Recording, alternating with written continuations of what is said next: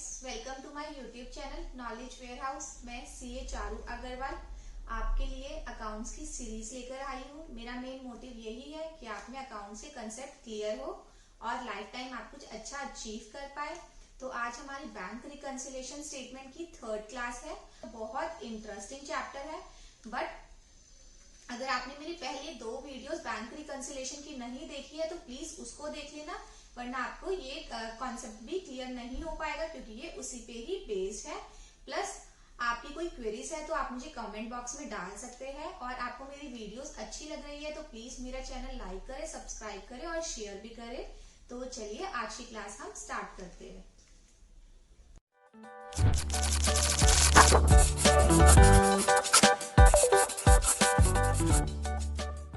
Basically bank reconciliation में हमने पढ़ा था कि पासबुक क्या होती है, और पासबुक के बारे में पढ़ा था कि पासबुक कौन बनाता है, बैंक बनाता है, और रिकंसाइल करता है किससे, रिकंसाइल किससे करते हैं हम, कैश बुक से करते हैं जो कि हम बनाते हैं।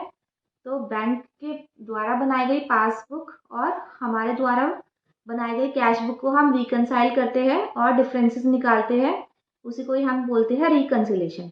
अब देखो, जैसे बुक्स में दे रखा है या फिर और भी बहुत सारे टीचर्स हैं वो हमें ऐसे याद कराते ना, cheque deposits but not yet clear, ये सब चीज़ें, इसमें ऐसे प्लस होगा, इसमें ऐसे माइनस करना है। मैं कह रही हूँ वो चीज़ बिल्कुल रटने की जरूरत नहीं है। हमें क्या करना है, हमें अपने कॉन्सेप्ट में क्लैरिटी लानी है। हमें क्या करना है, कॉन्सेप्ट में क्लैरिटी लानी है। हमें समझना है कि बैंक ने क्या किया होगा और इस केस में हमने क्या किया होगा। ठीक है, हमें बस वही चीज लानी है। हमें नहीं रटना कि अगर डिपॉजिट है तो प्लस करना है, अगर पेड है तो माइनस करना है, चेक इशूड हो गया लेकिन क्लियर नहीं हुआ तो उस केस में हमें प्लस करना है, माइनस करना है। अगर आप ऐसे याद करते रहोगे ना तो आप हमेशा कंफ्यूज रहोगे। हमें क्या करना है, हमें कॉन्सेप्ट में क्लैरिटी लानी है, जिससे हम एग्जाम्स के पॉइंट ऑफ व्यू के साथ साथ प्रैक्टिकली भी उस कॉन्सेप्ट को अंडरस्टैंड करें, समझे। जैसे कि मैंने आपको पिछली क्लास में क्या किया था, एक क्वेश्चन उठाया था, एक इलस्ट्रेशन उठाया था। हमने क्या उठाया था, कैश बुक का बैलेंस दे रखा था और हमें एडजस्टमेंट करके क्या करना था, पासबुक का बैलेंस निकालना था। एडजस्टमेंट करके हमें पासबुक का बैलेंस निकालना था। तो बस माइंड में आपको क्या करना है, जिस चीज को निकालना है ना, या जिस चीज को मैच करना है, या तो हमें निकालना होगा, जैसे हमें कैश बुक का बैलेंस दे रखा होगा, हमें पासबुक का बैलेंस निकालना होगा, या फिर हमें बैलेंस मैच करना होगा। हमें कैश बुक का बैलेंस दे रखा होगा, पासबुक का भी दे रखा होगा, तो हमें कैश बुक का बैलेंस मैच करना होगा पासबुक से। ठीक है, तो जिसका भी बैलेंस मैच करना होगा ना, जिस चीज को मैच करना होगा, जिसका बैलेंस मैच करना होगा, बस हमें ये अपने दिमाग में रखना है कि उसने क्या किया होगा, कि उसने क्या किया होगा। उसने अपनी बुक्स में प्लस किया होगा, माइनस किया होगा, या फिर कुछ भी नहीं किया होगा। इस बेसिस पे हमें रिकंसिलिएशन बनानी है। जैसे कि अब जैसे कैश बुक है, कैश बुक, हमें कैश बुक दे रखी है और हमें कैश बुक का बैलेंस मैच करना है पासबुक के साथ। ठीक है, हमें कैश बुक का बैलेंस दे रखा है और हमें क्या मैच करना है, पासबुक को मैच करना है उसके साथ। तो हमें क्या सोचना पड़ेगा कि पासबुक में क्या किया होगा, बैंक ने पासबुक में क्या किया होगा, बैंक की बुद्धि इस टाइम क्या चल रही होगी, बैंक क्या सोच के बैठा होगा कि मेरे पास पैसा आया या फिर गया है, या फिर नलीफाई, कुछ उसने इफेक्ट ही नहीं कंसिडर किया होगा उस चीज का। जैसे कि मैं आपको एग्जांपल दे रही थी कि अब जैसे कैश बुक में है, पास बैंक ने हमें हमारा बैंक इंटरेस्ट काट लिया, तो हम तो अनअवेयर है उस चीज के लिए, हमें तो पता नहीं है कि बैंक ने इंटरेस्ट चार्ज किया हमें या फिर बैंक ने चार्जेस चार्ज किए, लेकिन बैंक ने अपने में से, अपने स्टेटमेंट में से उस चीज को डिडक्ट कर दिया होगा। तो हमें क्या सोचना है इस केस में कि पासबुक में क्या किया होगा, बैंक ने क्या किया होगा। तो हम क्या करेंगे, माइनस कर देंगे। बस बेसिकली जिस चीज को हमें निकालना है या फिर जिस चीज से को हमें मैच करना है, जिस चीज से हमें मैच करना है, मतलब कि इसके बैलेंस के इस इक्वल्स टू पासबुक का बैलेंस आना चाहिए, हमें बस वही दिमाग में रखना है कि उसने क्या किया होगा। बाकी कुछ भी क्रैम करने की जरूरत नहीं है इस चैप्टर में, कि डिपॉजिट वाले केस में प्लस करना है, इश्यूड वाले केस में माइनस करना है, 7-8 क्राइटेरिया बना लगे, प्लस माइनस प्लस माइनस। और हम एग्जाम्स में बैठ के क्या कर रहे हैं, हमें दिमाग लगा रहे हैं कि इसमें क्या पढ़ना था प्लस, इसमें क्या करना माइनस। अरे क्यों भाई, ये प्लस माइनस हमें याद क्यों करने हैं, हमें क्या करना है, हमें कॉन्सेप्ट में क्लैरिटी लाने, हमें ये समझना है कि कैश बुक में क्या चल रहा होगा और पासबुक में क्या चल रहा होगा, उसी के पॉइंट से हमें अपने इलस्ट्रेशन सॉल्व करने हैं। तो जैसे मैंने आपको फर्स्ट क्लास में भी यही सारी समझाई थी कि हम क्या कर रहे हैं और पासबुक क्या कर रही है। अगर देखो लिटरली, अगर देखो अभी तो आपका थोड़ा सा ज्यादा टाइम लगेगा कि समझने में, अंडरस्टैंड करने में, लेकिन जो क्लैरिटी है ना वो आपको लाइफ टाइम तक याद रहने वाली है। फिर आपको दिमाग लगाने की जरूरत नहीं है, आपको फिर से बुक्स रिवाइज करने की जरूरत नहीं है, रट्टे मारने की जरूरत नहीं है। और अकाउंट्स में हम क्रैम करें भी क्यों, अकाउंट जब प्रैक्टिकल सब्जेक्ट है, प्रैक्टिकल सब्जेक्ट में तो क्रैम करने की जरूरत ही नहीं है।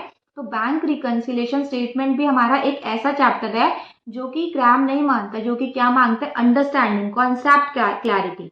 अब देखो मैं सेकंड इलस्ट्रेशन उठाती हूँ और हम सेकंड इलस्ट्रेशन को उसी हिसाब से सॉल्व करेंगे कि सोचेंगे कि बैंक में क्या हुआ होगा और कैश बुक में क्या हुआ होगा। ठीक है, तो हम अपना बनाते हैं फॉर्मेट, फॉर्मेट के बेसिस पे हम अपना आगे पढ़ेंगे, आगे चलेंगे। ये हमारा सेकंड इलस्ट्रेशन है और मैंने बना दिया बैंक रिकंसिलेशन। देखो एक बार समझने में टाइम लगता है, लेकिन अगर वो क्लैरिटी हो जाती है ना तो वो फिर हमारी लाइफ टाइम तक चीजें याद रहती है। फिर हमें याद करने की जरूरत नहीं पड़ती उस चीजों को, हमें उस चीजों को रटने की जरूरत नहीं पड़ती, बस हमें अंडरस्टैंडिंग करनी चाहिए।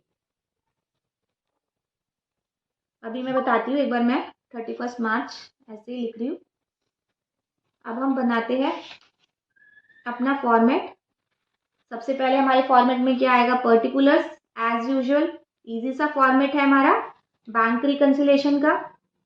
फिर हमारा क्या आ रहा है, यहाँ पर अमाउंट आ रहा है, अमाउंट किस में आता है, इन रुपीज में आता है। और हम ऐसे अपना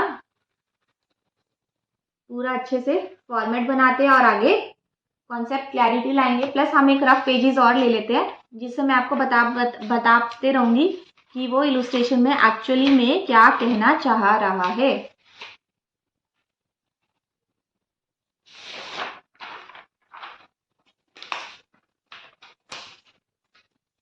तो ये आ गया मेरा एक रफ पेपर। अब हम बिल्कुल प्यार से आराम से इलस्ट्रेशन पढ़ेंगे और समझेंगे, कॉन्सेप्ट क्लैरिटी लाएंगे। इलस्ट्रेशन 2, मैं ना कोशिश करती हूँ कि जो भी सारे कंसेप्ट है ना उनका इलस्ट्रेशन एक एक उठा लूँ जिससे आपको सारी क्लैरिटी हो जाए। अब जैसे इसमें भी मैंने पिछली क्लास में आपको बताया था कि कैश बुक का अनफेवरेबल बैलेंस है। अब इसमें हम पढ़ेंगे कि पासबुक का बैलेंस।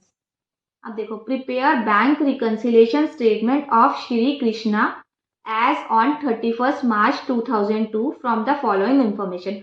हमें क्या करना है, हमें बैंक रिकंसिलिएशन स्टेटमेंट बनानी है 31 मार्च 2002 की 22 की, किस बेसिस पे, ये जो इंफॉर्मेशन हमें दे रखी है। हम देखो सबसे पहले हम पूरा क्वेश्चन ग्रो थ्रू कर लेते हैं। Bank as per passbook is ₹20,000, मतलब कि बैंक वाले दे रखी है, बैंक के पास कितना बैलेंस है, बैंक के स्टेटमेंट में कितना बैलेंस है, हमें ये चीज दे रखी है। ठीक है, पिछले इलस्ट्रेशन में हमें क्या दे रखा था, पिछले इलस्ट्रेशन में हमें कैश बुक का बैलेंस दे रखा था, जो कि हमने कैश बुक बनाई हुई थी उसका बैलेंस दे रखा था। अब हमने दूसरा इलस्ट्रेशन कौन सा उठाया है कि जो बैंक स्टेटमेंट बैलेंस दे रखा है, हमने वो वाला बैलेंस उठाया हुआ है। तो हमारा क्या है, balance as per passbook is ₹10,000। Next मेरा क्या है, bank collected a cheque of ₹500 on behalf of, ऐसे करके ये सारी मेरे को पूरी इंफॉर्मेशन दे रखी है जिस बेसिस पे मैं अपना बनाऊंगी बैंक रिकंसिलिएशन स्टेटमेंट। तो शुरू करते हैं। अब इसमें हमें बैलेंस दे रखा है पासबुक का, तो हम पासबुक का बैलेंस देख लेते हैं, लिख लेते हैं। और हमें क्या बस दिमाग में क्या करना है कि हमें कैश बुक का बैलेंस निकालना है। देखो इस केस में हमें क्या है, पासबुक का बैलेंस दे रखा है, तो हमें क्या करना है, हमें कैश बुक का बैलेंस निकालना है पासबुक के थ्रू। तो हमें क्या दिमाग में रखने की जरूरत है कि कैश बुक में क्या हुआ होगा। जब हमें किसी चीज का बैलेंस निकालना है या किसी चीज से मैच करना है तो हमें क्या सोचने की जरूरत है कि बंदे ने उसने क्या किया होगा इस केस में। तो हमें पासबुक का बैलेंस दिया हुआ है, तो हमें क्या कैश बुक का बैलेंस निकालना है। तो हमें ये सोचना है कि कैश बुक में इस इंफॉर्मेशन का क्या क्या चीजें हुई होगी, क्या क्या इम्पैक्ट हुआ होगा। जो हम पहले सबसे पहले हम लिखते हैं, बैलेंस लिखते हैं कि बैलेंस क्या है हमारा, बैलेंस एज पर पासबुक, हमें बैंक का बैलेंस दे रखा है, बैंक की जो स्टेटमेंट है उसका बैलेंस दे रखा है, उसके बेसिस पे ही हमें बनाना है अपना बैंक रिकंसिलिएशन स्टेटमेंट। अब नेक्स्ट पढ़ते हैं हम। Bank collected a cheque of ₹500 on behalf of Shri Krishna but wrongly credited it to Shri Krishna account. मतलब कि बैंक ने कलेक्ट किया है चेक 500 रुपए का श्री कृष्णा के बिहाफ पे, ठीक है, जो कि हमारा, जिसकी हमें बैंक रिकंसिलिएशन स्टेटमेंट बनाना है, लेकिन उसने क्या कर दिया, श्री कृष्ण के अकाउंट में उसको क्रेडिट कर दिया। मतलब कि देखो नाम सेम है, बस ए एन और एन ए की है, तो बैंक से भी गलती हो सकती है, गलती किसी से भी हो सकती है। तो मिला कस्टमर को था ये चेक, कस्टमर के बिहाफ पे बैंक को मिला था, लेकिन बैंक ने कस्टमर की जगह किस में डाल दिया, श्री कृष्ण के अकाउंट में, किसी और अनदर कस्टमर के अकाउंट में डाल दिया। ठीक है, तो हम सबसे पहले तो समझते हैं, जैसे कि हमारी बुक्स में चल रहा है 10,000 बैलेंस, हमारी बुक्स क्या है, कैश बुक में चल रहा है 10,000 balance, suppose let's an example, और इसमें भी चल रहा है, हमारा पासबुक में भी चल रहा है।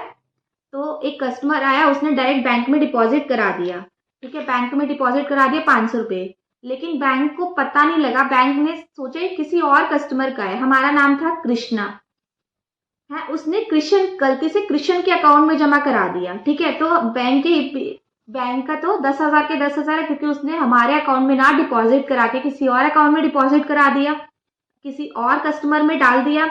और हम क्या सोच रहे हैं कि हमने अपनी बुक्स में 500 रुपए जमा करा दिए, हमने अपने बैंक में जमा करा दिए 500 रुपए, हम यही सोच के बैठे हुए हैं। तो अब हमें क्या सोचना है, हमारा बैलेंस पासबुक का दे रखा है, और हमें क्या सोचना है कि हमारा चेक कैश बुक में क्या हुआ होगा, कैश बुक में हमारा क्या क्या हुआ होगा, हमने अपने अकाउंट में 500 रुपए बढ़ा लिए होंगे, प्लस कर दिए होंगे, तो हमें पासबुक का बैलेंस दे रखा है। हमें क्या सोचना है कि कैश बुक में क्या हुआ होगा, तो हम क्या करेंगे, पासबुक का बैलेंस कैश से कैश बुक निकालने के लिए मैं क्या करूंगी, इसमें ऐड कर दूंगी, क्योंकि कैश बुक में तो ऐड किया होगा, हमने सोचा होगा कि बैंक ने अपने में डिपॉजिट कर लिया, क्योंकि हमने चेक तो ऑलरेडी डिपॉजिट करा दिया है। तो हम क्या करेंगे, क्या नरेशन लिखेंगे, cheque wrongly credited to another customer account, किसी और कस्टमर अकाउंट में डिपॉजिट करा दिया गलती से, तो बैंक ने तो उसको कंसीडर ही नहीं किया हुआ, बैंक ने तो उसको ऐड ही नहीं किया हुआ, उसने तो दूसरे कस्टमर में डाल दिया। तो अब हम कैश बुक का बैलेंस निकालने के लिए पासबुक में क्या दिखाएंगे, ऐड दिखाएंगे कि हमने ये ऑलरेडी पैसा जमा करा दिया, लेकिन पासबुक ने उसको अभी कंसीडर नहीं किया हुआ, तो हम ऐड करके कैश बुक का बैलेंस निकाल लेंगे और दिखा देंगे कि पासबुक में कंसीडर है। अब नेक्स्ट इलस्ट्रेशन पढ़ते, कोई दिक्कत तो नहीं है, बस हमें ये सोचना है कि कैश बुक ने क्या किया होगा, दिमाग ये लगाना है कैश बुक ने क्या किया होगा, कैश बुक ने इसको ऐड किया हुआ है और पासबुक ने ऐड नहीं किया हुआ, तो हम ऐड कर देंगे कैश बुक का बैलेंस निकालने के लिए। बिल्कुल सिंपल चैप्टर है, मैं तो कहूँगी फ्री का चैप्टर है, बैंक रिकंसिलिएशन इतना सिंपल चैप्टर है, बस क्रैम तो करना नहीं, अंडरस्टैंडिंग करनी है, और अंडरस्टैंडिंग भी अगर आपके कंसेप्ट धीरे धीरे क्लियर हो जाएंगे तो ये चैप्टर तो बिल्कुल आपको बहुत ईजी लगेगा। सिर्फ बेसिकली क्या हमें समझना है कि किसने क्या किया हुआ और क्या निकालना है, हमें ये जो हमारी इंफॉर्मेशन दी हुई है इसको हमें एक एक चीज से बारीकी से समझनी है कि चीजें क्या क्या बोल रखी है उसने। अब नेक्स्ट हमारा क्या पॉइंट है, bank recorded a cash deposit of ₹2589 as 2598। Bank ने क्या किया हुआ है, हमने कोई कैश डिपॉजिट कराया, कितने रुपए का, 2598 का, हमने कैश डिपॉजिट कराया 2589 का, हमने बैंक में डाल दिया 2598, बैंक ने क्या किया, उसको गलत रिकॉर्ड करके 2598 से रिकॉर्ड कर लिया। तो कभी कभार क्लैरिकल एरर भी हो जाती है, वो भी ह्यूमन बीइंग है जो वहां पर बैठे हुए हैं। हमने डिपॉजिट इतने रुपए का कराया था और उसने कितने रुपए कंसिडर कर लिए, इतने रुपए कर लिए, तो हमने अपनी बुक्स में तो एक्यूरेट ही डाला होगा। बैंक ने क्या किया, 9 रुपए से ज्यादा अमाउंट डाल रखा है, बैंक ने 9 रुपए से ज्यादा डिपॉजिट कर रखा है, क्योंकि है तो 89, उसने क्या किया 98 डिपॉजिट कर लिए। तो अब हम कैश बुक पे आने के लिए क्या करेंगे, जो पासबुक में बैलेंस दिया उसमें से माइनस कर देंगे, तभी तो हमारा एक्यूरेट हो पाएगा, तभी तो हम कैश बुक के बैलेंस पे पहुंच पाएंगे। तो इस केस में क्या होगा, 9 रुपए हम माइनस कर देंगे, उसने गलती से 2589 की बजाय 2598 डाल दिया, उसने 9 रुपए ज्यादा ऐड कर दिया। बैंक ने रिकॉर्डेड किया cash deposit of ₹2598 as 2589 as 2598, तो 9 रुपये उसने ज़्यादा डिपॉजिट कर रखा है, पासबुक में 10,000 में 9 रुपये ज़्यादा है। तो हम क्या करेंगे, कैश बुक निकालने के लिए हम 9 रुपये इसमें से माइनस कर देंगे, तो हमारा कैश बुक का बैलेंस पता लग जाएगा। क्योंकि कैश बुक में तो हमने क्लियर 9 रुपये ही मतलब सेम एग्जैक्ट फिगर 2589 से डाल रखी होगी। तो यहाँ पर हम क्या करेंगे, लेस करेंगे। लेस क्या चीज करेंगे हम, एक्सेस क्रेडिट हुआ है कैश डिपॉजिट का,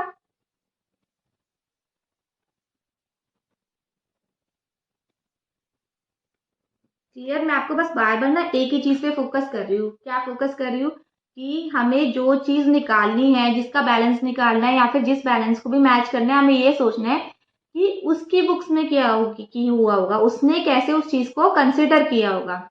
तो हमें इस केस में पासबुक का बैलेंस दे रखा है, हमें क्या निकालना है, कैश बुक का बैलेंस निकालना है। तो पासबुक में जो चीज गलत दे रखी है या फिर जो चीज उसने अपनी तरीके से ले रखी है, हमें उस बैलेंस को नलीफाई करके हमें कैश बुक का बैलेंस निकालना है। इस केस में भी क्या था, उस बैंक ने 9 रुपये ज्यादा डिपॉजिट कर रखे थे गलती से, तो हमने क्या किया, बैंक के जो बैलेंस में से 9 रुपये माइनस कर दिए, जिससे हमारा कैश बुक का बैलेंस निकल जाएगा। अब हम पढ़ेंगे नेक्स्ट इन्फॉर्मेशन। नेक्स्ट इन्फॉर्मेशन वो मुझे बता रहा है कि withdraw column of passbook undercast by 100 rupees.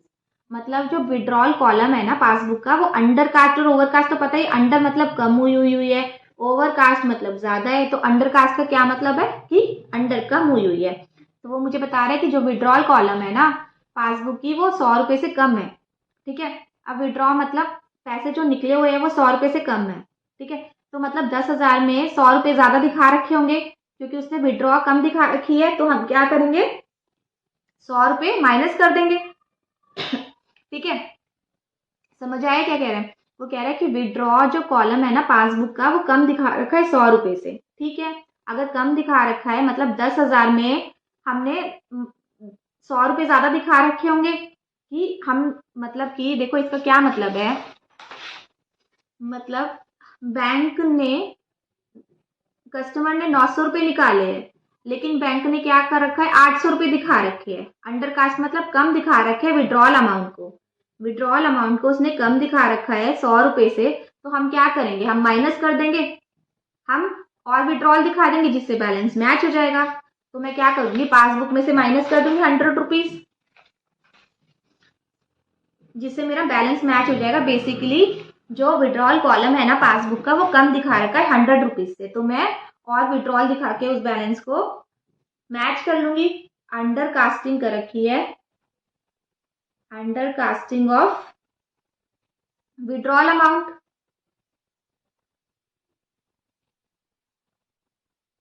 तो यहाँ पर मैंने क्या किया, 100 रुपीज से माइनस कर दिया उसको। अब मैं पढ़ती हूँ अपनी नेक्स्ट। देखो, अगर आपकी कोई क्वेरी रह जाती है ना, तो आप मुझसे समझ सकते हैं, आप मुझे कमेंट बॉक्स में डाल देंगे, तो मैं डेफिनेटली आपकी क्वेरी रिजॉल्व करूंगी। नेक्स्ट हमारा क्या है, दी क्रेडिट बैलेंस ऑफ ₹1500। जो credit balance, the credit balance of ₹1500 as on page 10 of the passbook was recorded on page 11 as the debit balance. जो क्रेडिट बैलेंस है ना 1500 का, पेज 10 पे पासबुक के हमने वो रिकॉर्ड कर लिया पेज 11 पे। जब हमने नेक्स्ट पेज किया तो हमने गलती से वो डेबिट बैलेंस पे डाल दिया। देखो, अब सपोज हमारा यहाँ पर चल रही है, सपोज देखो हमारी चल रही है ये पासबुक, ये पासबुक है। तो हमारे यहाँ पर पासबुक का क्रेडिट बैलेंस आ गया सपोज 10,000। ठीक है, ये डेबिट ये क्रेडिट, हम पासबुक बना रहे हैं। पासबुक का क्या मतलब है, क्रेडिट का क्या मतलब है कि उसके डिपॉजिट ज्यादा है, उसके बैंक में पैसे ज्यादा है। तो हमने क्या किया, क्रेडिट साइड दिखा दी 10,000 रुपये, और ये पेज नंबर 10 है। जब वो नेक्स्ट पेज नंबर पे गया, जब वो 11 पेज नंबर पे गया, तो उसने क्या किया, उस क्रेडिट का बैलेंस गलती से डेबिट साइड डाल दिया। तो क्या किया उसने, गलती से यहाँ पर बैलेंस उसने डाल दिया 10,000 रुपये का। अब हमें क्या करना है, हमें उस इफेक्ट को नलीफाई करना पड़ेगा। हमें उस इफेक्ट को नलीफाई करना पड़ेगा।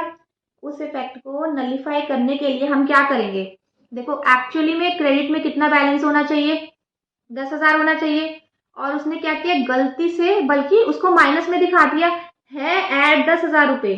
10,000 प्लस बैलेंस है, जबकि उसने क्या किया 10,000 माइनस दिखा रखा है। तो अब हमें इनका इफेक्ट नलीफाई करने के लिए क्या करना पड़ेगा, मुझे प्लस करने पड़ेंगे 20,000 रुपए, तब जाके मेरा जो क्रेडिट साइड में बैलेंस आएगा 10,000 रुपए का। समझ गए?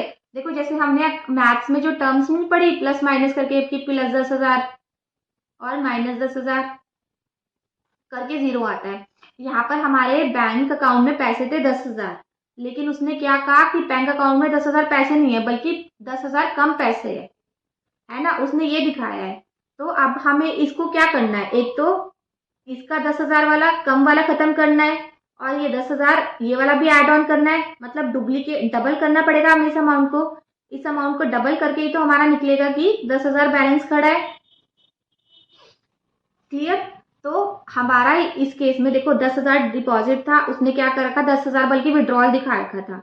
हमें क्या करना है, हमें एक तो ये 10,000 जो माइनस वाला है इसको खत्म करना है, तो ये वाला 10,000 बढ़ाना पड़ेगा, और प्लस ये जो 10,000 डिपॉजिट है ये दिखाना है। तो मुझे क्या करना पड़ेगा, डबल अमाउंट की एंट्री करनी पड़ेगी। क्लियर?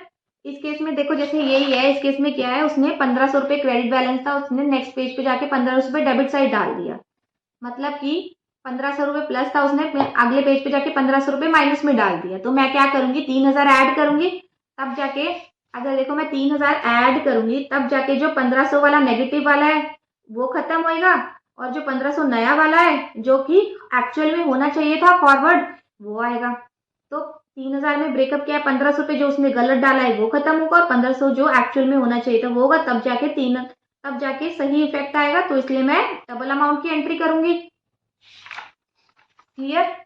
यहाँ पर मैं क्या करती हूँ, ऐड करती हूँ कि जो कि एरर हुआ है कैरी फॉरवर्ड में, जो कि एरर हुआ है, error in carrying forward, carrying forward add हुआ है। हमने 11th जब हम 10th पेज पे गए, हमने 11th पे कैरी फॉरवर्ड किया, तो हमने गलती से क्रेडिट बैलेंस को डेबिट में डाल दिया। तो पहले तो हम डेबिट बैलेंस वाला नलीफाई करने के लिए हमने 1,500 की एंट्री डालेंगे, दूसरा हम जो क्रेडिट बैलेंस दिखाने के लिए, तो दोनों की अमाउंट ठीक बैलेंस डालने के लिए हमें क्या करना पड़ेगा, ऐड बैक करना पड़ेगा। ऐड बैक करके मेरा आएगा कैश बुक में ठीक बैलेंस। तो मैंने यहाँ पर 1,500 रुपये ऐड कर दिए। क्लियर? पासबुक में मैंने नेक्स्ट पेज पे आकर कम दिखा दिए है, तो मुझे क्या करना है, पासबुक में मेरा कम बैलेंस दिखा रखा है, क्योंकि पासबुक में मेरा एक्चुअली डिपॉजिट साइड दिखा रखा है, डिपॉजिट साइड है, और कैश बुक में मेरा क्या हो गया, विड्रॉल साइड दिखा रखा है। तो विड्रॉल साइड दिखा रखा है, तो मुझे कैश बुक से मैच करने के लिए पासबुक का बैलेंस क्या करना पड़ेगा, ऐड ऑन करना पड़ेगा, तब जाके मेरा कैश बुक से बैलेंस मैच होगा पासबुक का। बेसिकली पासबुक ने गलती कर रखी है, तो मुझे कैश बुक का बैलेंस से मैच करने के लिए उसका बैलेंस मुझे क्या करना पड़ेगा, वो अमाउंट ऐड ऑन करना पड़ेगा, क्योंकि कैश बुक में ऑलरेडी ऐड है और पासबुक ने गलत एंट्री कर रखी है। क्लियर? ये वाला, ये थोड़ी सी अच्छी ट्रांजेक्शन की, इसको ध्यान से सुनना। मैंने बहुत कोशिश किया, तीन चार तरीके से कोशिश किया कि आपको ये चीज में क्लैरिटी आ जाए। नेक्स्ट हमारा क्या है, F point, the payment of a cheque of ₹350 was recorded twice in the passbook. जो पेमेंट है 350 रुपीज की, वो पासबुक में गलती से 2 बार डल गई। ठीक है? क्या मतलब है? ठीक है, हमने बैंक को बोला कि इसको 350 रुपये दे दे। उसने क्या किया, सपोज बैंक के बुक्स में 10,000 रुपये बैलेंस, ठीक है, हमने बैंक को बोला कि तू उसको 350 रुपये पे कर दे। उसने क्या किया, 2 बार 350 रुपये पे कर दिए गलती से। वो कह रहा है ना कि ट्वाइसली, वो यही बोल रहा है ना कि रिकॉर्डेड ट्वाइस 2 बार उसने गलती से रिकॉर्ड कर दिए, तो 2 बार रिकॉर्ड हो गए मेरे। तो मैं क्या करूंगी, इस अमाउंट को नलीफाई करना पड़ेगा मुझे। जो दूसरी वाली ट्वाइस वाला है उसको एक ही बार मुझे कंसीडर करना चाहिए, जो दूसरी ट्वाइस है 350 रुपये की, उसके अमाउंट को नलीफाई करना पड़ेगा। तो उसने क्या किया हुआ है, माइनस किया हुआ है, मुझे क्या करना पड़ेगा, ऐड करना पड़ेगा, तब जाके ये जो 350 रुपये है इसका इफेक्ट जो है वो नलीफाई होगा। तो मैं क्या करूंगी, ऐड बैक कर दूंगी। समझ आ गई? 10,000 रुपये बैलेंस था, उसने 350 रुपये उसने पेमेंट की, तो उसने 350 को 2 बार रिकॉर्ड कर दिया। एक बार तो ठीक है, लेकिन दूसरी बार विड्रॉल उसने गलत किया है। तो इस केस में पासबुक ने कम दिखा रखा होगा, 350 रुपये से बैलेंस उसका कम होगा। क्यों कम होगा? क्योंकि उसने गलती से एक ही एंट्री को 2 बार रिकॉर्ड कर दिया। तो उस एंट्री का इफेक्ट नलीफाई करने के लिए मैं उसे वापस ऐड बैक कर दूंगी, तभी जो उसने ट्वाइस विड्रॉल है उसका कॉम्प ऑफ हो जाएगा उससे। देखो बेसिकली हमें क्या सोचना है, हमें ये सोचना है एक तो पासबुक में क्या क्या गलतियां कर रखी है जो कि कैश बुक ने ठीक कंसिडर कर रखा है, प्लस एक तो मुझे क्या सोचना है कि इसकी गलतियां क्या है, इसकी मिस्टेक्स क्या है, प्लस एक क्या चीज सोचनी है कि जो कैश बुक ने, जो पासबुक के पास इंफॉर्मेशन है पासबुक ने ठीक तो कर रखा है, लेकिन कैश बुक को पता नहीं है उन चीजों के बारे में, जैसे कि बैंक इंटरेस्ट हो गया, बैंक चार्जेस हो गया। क्लियर, मतलब कि इसमें दो चीजें आ गई है, एक तो मिस्टेक्स आ गई है और दूसरी उसने करेक्ट तो कर रखा है पासबुक में, पासबुक में बिल्कुल करेक्टली रिकॉर्डेड है, लेकिन क्या चीज है करेक्टली रिकॉर्डेड के साथ साथ लेकिन कैश बुक के पास वो इंफॉर्मेशन नहीं है ये एंट्री डालने की, तो इसलिए हमारा डिफरेंसेस आ रहा था, इसलिए हमारी कैश बुक नहीं मैच हो रही थी, तो मैंने क्या किया उस पासबुक में उस चीज को भी कंसिडर कर लिया। क्लियर, जैसे अभी तक हमने कौन कौन सी ट्रांजेक्शन पढ़ी है, हमने कृष्णा की पढ़ी थी, बैंक ने गलत अकाउंट होल्डर में डाल दिया, ठीक है। दूसरा, बैंक ने पेज नंबर गलत रिकॉर्ड कर दिया था। तीसरा, बैंक ने डेबिट साइड और क्रेडिट साइड में डिफॉल्ट कर दिया था। अभी हमने फोर्थ क्या पढ़ा, बैंक ने एक ही विड्रॉल को 2 बार कंसिडर कर दिया, तो हम क्या करेंगे उसका हम ऐड बैक करेंगे। देखो बस दिमाग ये लगाना है कि जो भी चीज हमें निकालनी है उसने क्या किया होगा, जो हमें इसमें क्या करना है कैश बुक निकालना है, कैश बुक का बैलेंस हमें निकालना है, तो कैश बुक में क्या क्या चीजें उस ट्रांजेक्शन की कैश बुक में कैसे कंसिडर किया होगा। अब देखो अब ये वाली हम एंट्री क्या करेंगे, हम ऐड बैक कर देंगे 350 रुपये, क्योंकि ऐड कर देंगे इसको, चेक रिकॉर्डेड ट्वाइस, डबल बार निकाल रखा है चेक, तो मैं क्या करूंगी 350 रुपये ऐड कर दूंगी। अब नेक्स्ट में करती हूँ, नेक्स्ट में एंट्री लेकर चलती हूँ अपनी, ये मेरी एंट्री होगी 350 रुपये वाली एफ वाली। अब नेक्स्ट मेरी एंट्री है, मेरी नेक्स्ट की एंट्री है the passbook showed a credit, the passbook showed a credit for a cheque of ₹1000 deposited by Shri Krishna another customer of the bank. Passbook में शो किया हुआ है credit of a cheque of ₹1000 deposit by, मतलब कि किसी और का कस्टमर का चेक जो है बैंक ने वो हमारे अकाउंट में क्रेडिट कर दिया। मतलब कि सपोज हमारे बुक्स में 10,000 रुपये बैलेंस है, किसी नाम से किसी दूसरे कस्टमर का चेक आया, दूसरे कस्टमर का, बैंक ने क्या किया गलती से सोचा ये हमारा अकाउंट का चेक आया हुआ, तो उसने क्या किया हमारे अकाउंट में उसको डाल दिया। तो हम क्या करेंगे उस अकाउंट को, उस सही बैलेंस को सही करने के लिए कैश बुक से मैच करने के लिए माइनस करना पड़ेगा, मतलब किसी और का डिपॉजिट बैंक ने कंसीडर कर दिया हमारे ही डिपॉजिट में। क्लियर, किसी और का डिपॉजिट था वो बैंक ने हमारे अकाउंट में डाल दिया, तो बैंक ने क्या किया होगा प्लस किया होगा, तो हमें उसका इफेक्ट नलीफाई करने के लिए क्या करना पड़ेगा माइनस करना पड़ेगा। क्लियर, कोई कंफ्यूजन नहीं, हमें क्या करना है, हमें ये सोचना है बैंक, हमें कैश बुक ने क्या किया हो, कैश बुक ने तो एक्चुअल बैलेंस दिखा रखा होगा, क्योंकि हमें तो पता है कि हमारे किसी कस्टमर ने डिपॉजिट नहीं करा रखा, तो बैंक ने किसी और कस्टमर का चेक हमारे चेक में डिपॉजिट कर, हमारे अकाउंट में डिपॉजिट कर दिया, तो बैंक ने क्या किया होगा ज्यादा दिखा रखा, सपोज 1000 का चेक है तो बैंक ने क्या 11,000 दिखा रखा होगा बैलेंस, जबकि एक्चुअली में 1000 हमसे बिलोंग नहीं करता है, किसी और कस्टमर का अकाउंट है, तो हम क्या करेंगे उसको माइनस कर देंगे। तो हम इस केस में क्या करेंगे 1000 को माइनस कर देंगे, तो हम यहाँ पर एंट्री क्या डालेंगे कि रॉन्ग क्रेडिट कर रखा है जबकि वो किसी और कस्टमर का था, हम सिंपल सा लिख देंगे रॉन्ग क्रेडिट।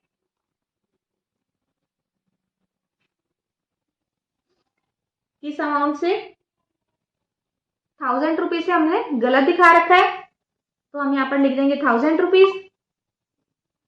अब हम करेंगे कैलकुलेशन कि कितना आएगा balance as per cash book.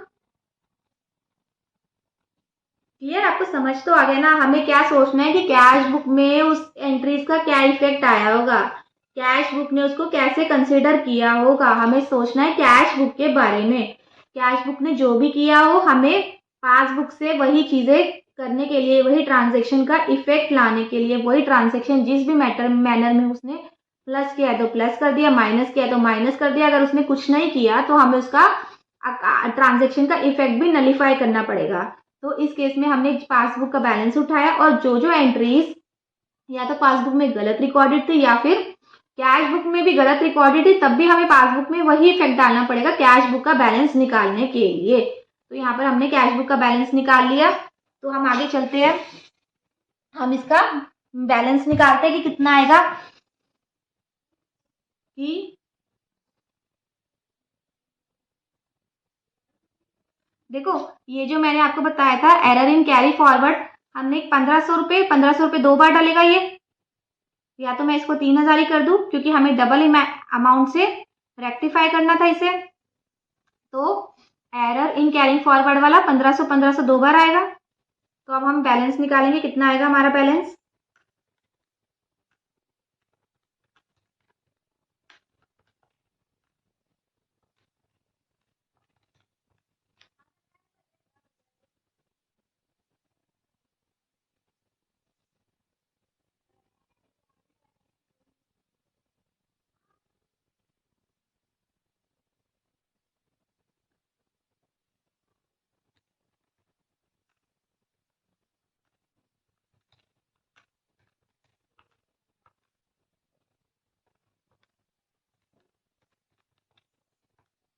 तो हमारा यहाँ पर बैलेंस आ जाएगा 12,741 रुपीज। क्लियर। ये देखो, ये मेरा एक, मैंने आपको समझा तो दिया था लेकिन मैं गलती से 1500 रुपये यहाँ पर लिखना भूल गई, जो कि हमने यहाँ पर कैरी फॉरवर्ड किया था अमाउंट, जो कि मैंने आपको बताया था कि 1500 रुपये क्रेडिट बैलेंस था और गलती से उसने नेक्स्ट पेज पे 1500 रुपये क्रेडिट बैलेंस था, गलती से उसने नेक्स्ट पेज पे 1500 रुपये डेबिट बैलेंस डाल दिया। तो एक तो 1500 रुपये हमने जो उसका इफेक्ट नलीफाई करने के लिए जो डेबिट बैलेंस डाला था वो कर दिया, और प्लस 1500 रुपये जो क्रेडिट बैलेंस एक्चुअल बैलेंस डालने के लिए कर दिया। तो मैंने एक 1500 रुपये तो लिख दिया था, एक 1500 रुपये और लिख दिया। क्लियर।